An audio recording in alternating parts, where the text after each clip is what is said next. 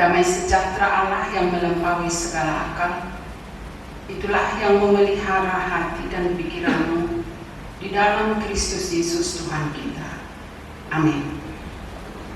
Saudara-saudara yang dikasihi Tuhan, firman Tuhan untuk kita di dalam minggu ini tertulis dalam kitab Injil Lukas pasal 4 ayat 14 sampai ayat 21. Demikian. Dalam kuasa Roh kembalilah Yesus ke Galilea dan tersiarlah kabar tentang Dia di seluruh daerah itu. Sementara itu Ia mengajar di rumah-rumah ibadat di situ dan semua orang memuji Dia. Ia datang ke Nazaret tempat Ia dibesarkan, dan menurut kebiasaannya pada hari Sabat Ia masuk ke rumah ibadat lalu berdiri hendak membaca dari Alkitab. Kepadanya diberikan kitab Nabi Yesaya, dan setelah dibukanya, ia menemukan nas di mana ada tertulis, Roh Tuhan ada padaku, oleh sebab Ia telah mengurapi aku untuk menyampaikan kabar baik kepada orang-orang miskin, dan Ia telah mengutus aku untuk memberitakan kebebasan kepada orang-orang tawanan dan penglihatan bagi orang-orang buta, untuk membebaskan orang-orang yang tertindas, untuk memberitakan tahun rahmat Tuhan telah datang. Kemudian Ia menutup kitab itu, memberikannya kembali kepada pejabat, lalu duduk, dan mata semua orang dalam rumah ibadat itu tertuju kepadanya. Lalu Ia memulai mengajar mereka, katanya, pada hari ini genaplah nas ini sewaktu kamu mendengarnya. Demikian firman Tuhan. Saudara-saudara yang dikasihi oleh Tuhan kita Yesus Kristus, nas khotbah ini merupakan tugas panggilan Yesus di dunia ini, yakni untuk membawa kabar baik, yaitu keselamatan yang dari Allah. Sebelum nas ini kita dapat membaca, Yesus dicobai di padang gurun, dan setelah mengalahkan pencobaan iblis dalam kuasa Roh, dikatakan dalam ayat 14, kembalilah Yesus ke Galilea. Dan inilah merupakan permulaan pelayanan Yesus di hadapan orang banyak. Pelayanan Yesus bergerak dinamis secara geografis dan secara sosial. Kita melihat di sini bagaimana Yesus datang ke Galilea dalam kuasa Roh, dan kemudian Dia ke Nazaret. Demikianlah saudara pelayanan Yesus itu dengan kuasa Roh, mengandalkan kuasa Roh. Kuasa Rohlah yang membawa pemberita Injil. Dan pelayanan Yesus bergerak terus-menerus, tidak pernah berhenti dari dahulu hingga sekarang, karena kuasa Roh.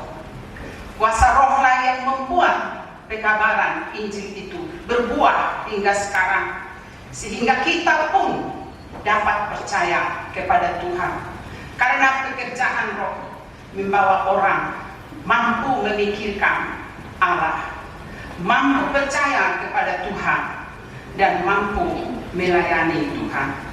Saudara-saudara yang dikasihi oleh Tuhan, kalau kita perhatikan apa yang dikatakan dalam firman ini, dalam kuasa Roh kembalilah Yesus ke Galilea dan tersiarlah kabar tentang Dia di seluruh daerah itu.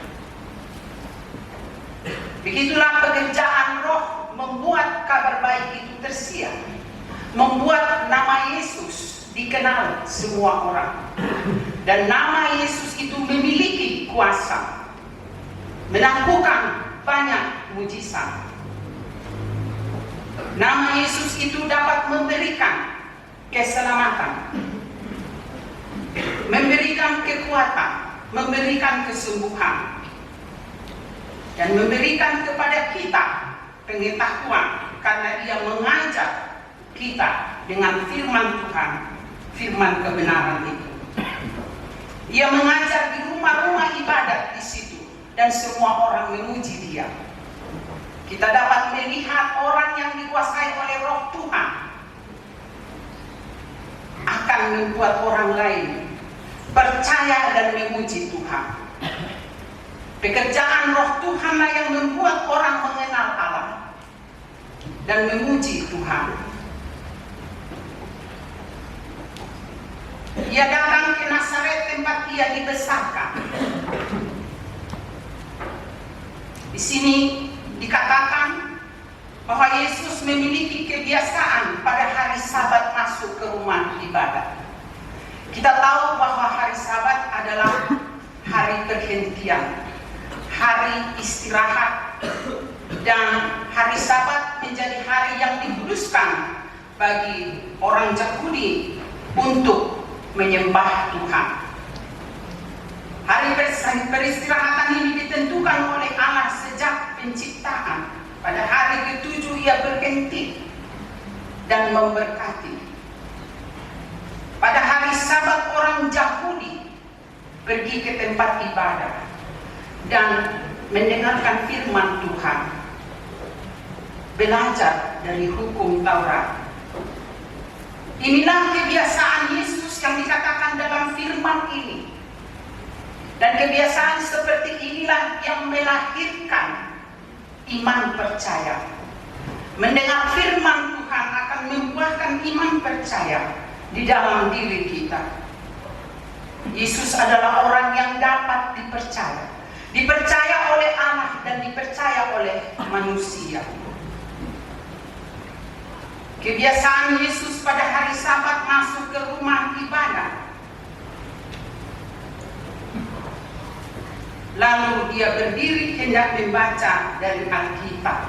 Pada waktu itu gulungan kitab Yesaya diberikan kepadanya.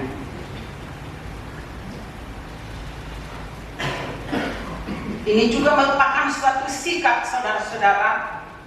Kita sudah membaca tadi dalam epistel. Bangsa itu juga berdiri kalau membaca firman Tuhan.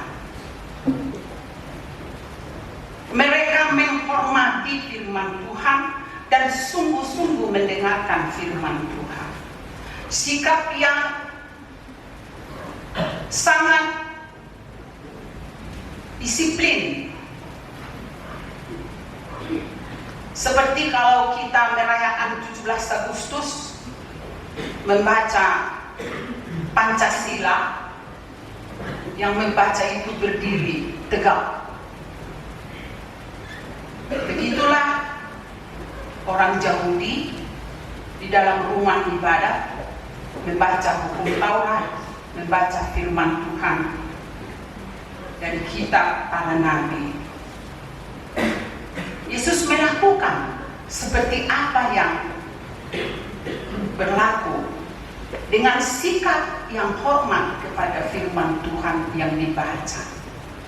Karena melalui mendengar firman Tuhan, iman percaya kepada Tuhan akan tumbuh. Yesus membuka kitab itu dan menemukan nas di mana ada tertulis, Roh Tuhan ada padaku, oleh sebab Ia telah mengurapi aku untuk menyampaikan kabar baik kepada orang miskin, dan Ia telah mengutus aku untuk memberitakan pembebasan kepada orang-orang tawanan, penglihatan bagi orang-orang buta, dan membebaskan orang yang tertindas, untuk memberitakan tahun rahmat Tuhan telah datang. Inilah saudara, Allah mengurapi Yesus dengan rohnya. Yesus adalah Mesias yang diurapi. Allah mengutus Yesus, the messenger. Dia adalah utusan Allah.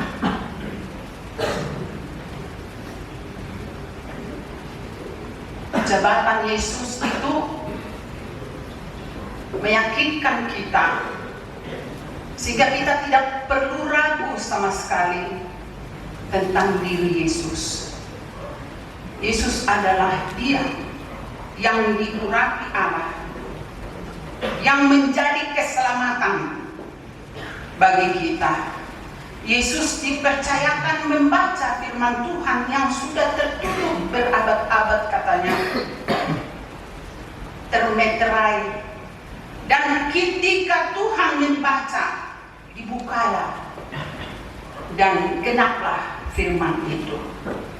Itu sebabnya dikatakan sesuai dengan topik minggu ini, Yesus adalah penggenapan firman Tuhan. Apa yang sudah dinubuatkan oleh Yesaya pada pasal 61 ayat 2. Sekarang hari ini genaplah nas ini sewaktu kamu mendengarnya. Apa artinya itu, saudara-saudara? Kalau firman itu menjadi nyata di dalam diri Yesus Kristus,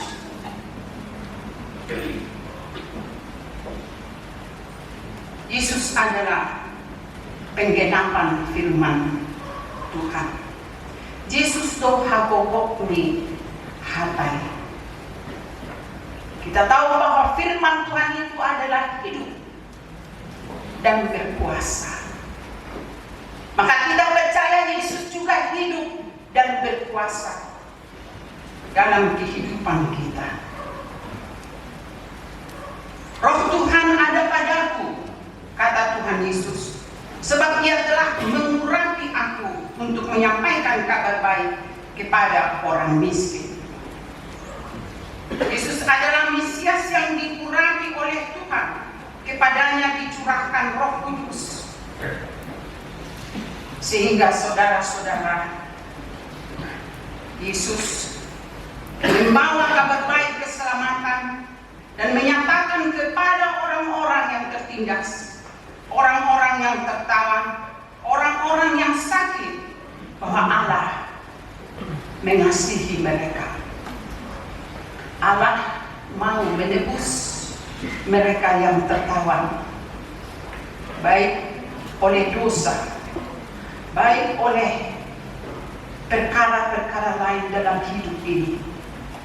Apabila kita terikat, tertawan, dan tertindas, apabila kita menjadi orang yang tidak mempunyai tempat bersandar, kita miskin, tidak ada yang kita dapat andalkan, kita hanya bergantung kepada kasih Tuhan. Kita tidak memiliki apa-apa untuk menjamin kesejahteraan, keselamatan kita. Dan kita berada di dalam kesesakan karena belenggu-belenggu yang bisa mengikat kita dalam kehidupan ini. Ada banyak saudara-saudara yang bisa membelenggu kita. Dan ini berarti firman ini datang kepada kita, membawa kabar baik. Kabar baik yang bisa menyelamatkan kita, yang bisa membebaskan kita dari segala belenggu itu. Itu artinya Yesus adalah penggenapan firman itu. Yesus menyatakan kepada kita bahwa Ia datang di dalam nama Tuhan. Dan Ia datang dengan pengutusan Tuhan. Itu tugas resmi daripada Yesus, panggilan Yesus untuk menyelamatkan kita. Dalam firman ini dikatakan Allah berpihak kepada orang miskin. Mengapa saudara-saudara? Secara khusus kepada orang miskin, saudara-saudara. Karena memang orang miskin di dalam Alkitab dikatakan mereka memerlukan pertolongan. Mereka mengandalkan pengasihan Tuhan. Mereka tidak mempunyai jaminan keamanan.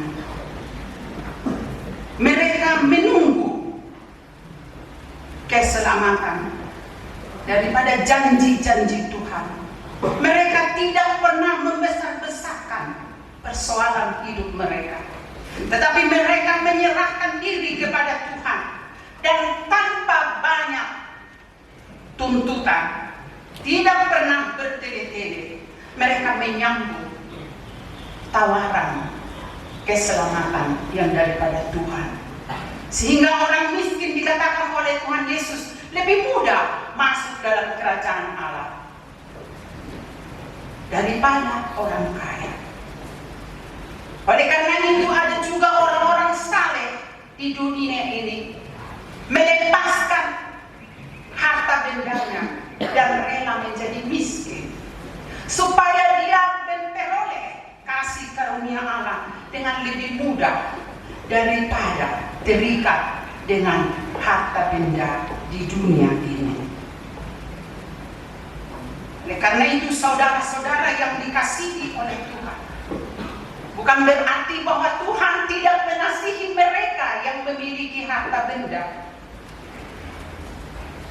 tetapi Tuhan memperhatikan orang yang berada di dalam kesusahan, orang yang remuk hatinya dekat dengan Tuhan. Tuhan mendengarkan doa-doa mereka, sebab mereka membutuhkan pertolongan dan mereka tidak pernah mengandalkan dirinya.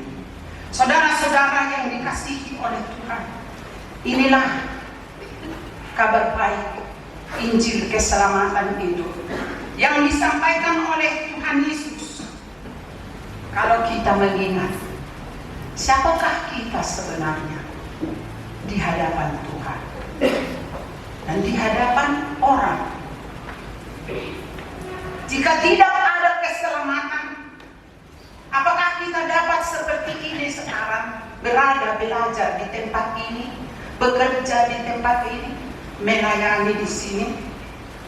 Jika Tuhan tidak mengerjakan keselamatan di negeri kita, di Indonesia ini, apakah kita dapat dengan tenang beribadah? Siapakah kita, saudara-saudara? Siapakah kita dulu ketika Injil belum datang ke tanah Batak? Kita adalah penyembah berhala yang hidup dalam kegelapan. Kita dibutakan oleh banyak berhala-berhala, sehingga timbul perpecahan antar suku, kampung-kampung, antar saudara. Tetapi ketika Injil itu datang, saudara, kita dimerdekakan, kita diberikan Tuhan penglihatan, dibukakanlah mata kita, sehingga bangsa kita pun menjadi bangsa yang tercerahkan, memiliki pendidikan dan hidup lebih sehat dan lebih maju, saudara-saudara. Demikianlah pekerjaan Roh Tuhan dengan pemberitaan Injil di tengah-tengah tiap suku-suku bangsa di dunia ini, memberikan penglihatan kepada orang-orang yang buta, membebaskan mereka yang tertindas, dan memberitakan tahun rahmat Tuhan sudah datang. Tahun rahmat Tuhan sudah datang. Ini adalah momen kesempatan di mana kita tidak perlu lagi harus mempertahankan kebenaran kita. Sebab kebenaran Allah jauh lebih tinggi, yang memberikan pengampunan kepada dosa-dosa kita.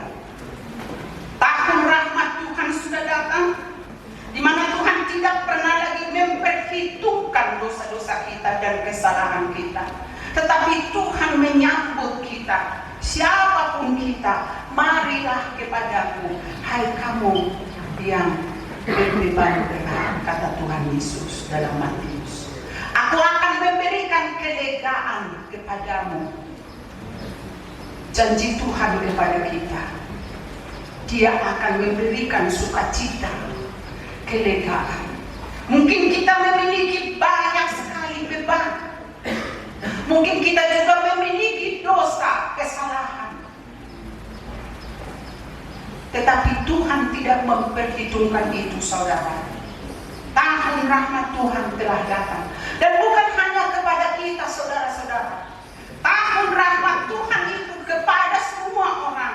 Tuhan menunggu semua orang untuk datang menikmati keselamatan yang daripada Tuhan.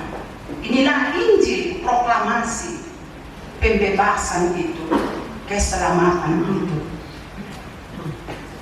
Saudara-saudara yang dikasihi oleh Tuhan, kalau seperti itu, apa yang bisa kita pelajari? Kalau Tuhan yang di dalam rohnya sudah menyampaikan keselamatan itu, kita tahu juga seperti tadi yang kita dengarkan dalam pembacaan hukum Taurat. Kepada aku telah diserahkan kuasa. Pergilah, kata Tuhan Yesus. Lau mahamu, berita kamu mah, berita naum. Begitulah firman itu bergerak, tidak berhenti kepada kita. Tuhan sudah memberikan kepada kita anugerah pengampunan, keselamatan. Tetapi Tuhan juga menyuruh kita untuk pergi menyampaikan anugerah itu kepada orang lain. Jangan kita pergi dengan diri sendiri, saudara-saudara. Itu sebabnya saudara di sini belajar dulu firman Tuhan. Dan itulah yang menjadi modal saudara kemudian. Setelah pemutusan, setelah saudara diperlengkapi dengan firman Tuhan, saudara akan menerima Roh Kudus dan saudara akan diputus. Pergilah. Pergilah dengan kekuatan Roh Tuhan. Pergilah dengan firman Tuhan. Janji Tuhan yang memberikan penyertaan kepada saudara. Pergilah. Kalau ada orang yang pergi tetapi tidak disertai Roh Allah dan tidak mengandalkan firman Tuhan, maka apa yang diberitakannya itu tidak akan berbuah, akan menghasilkan persoalan-persoalan dalam kehidupan kita. Kalau tidak ada Roh Tuhan, Roh kebenaran, maka yang ada adalah kebohongan, hoax. Itu yang ada. Tetapi orang yang dikuasai oleh Roh Tuhan, dia akan menyatakan kebenaran. Kebenaran. Sebab firman Tuhan itu mengandung kebenaran. Bermanfaat untuk mengajar dan mendidik kita. Untuk menyatakan kesalahan. Itulah kebenaran. Tetapi juga memberikan jaminan keselamatan. Nah, saudara-saudara yang dikasihi oleh Tuhan, kita diutus oleh Tuhan juga. Seperti Yesus memberitakan kabar baik kepada orang miskin. Jadilah saudara menjadi orang yang diutus Tuhan untuk menyampaikan kabar baik itu. Jangan memilih-milih. Jangan, saudara. Seperti Yesus yang pergi ke segala tempat, bahkan ke tempat dia lahir. Jangan memilih-milih. Sekalipun kemudian orang yang menerima Yesus pada awalnya memuji dia, lalu kemudian bertanya, kenapa? Kenapa dia mengaku orang yang diurapi? Kenapa dia mengatakan putusan Allah? Bukankah dia anak Yusuf, si tukang kayu itu? Tetapi saudara-saudara, Yesus terus bekerja dengan kuasa Roh Tuhan. Tidak dihambat oleh persoalan-persoalan seperti itu. Tidak, saudara. Dia terus bergerak menyampaikan kabar baik. Begitulah saudara-saudara dipanggil Tuhan menjadi orang-orang yang membawa berita sukacita, kabar baik. Saudara dimanapun berada, hendaklah saudara menjadi orang yang dapat memberikan keringanan, penghiburan,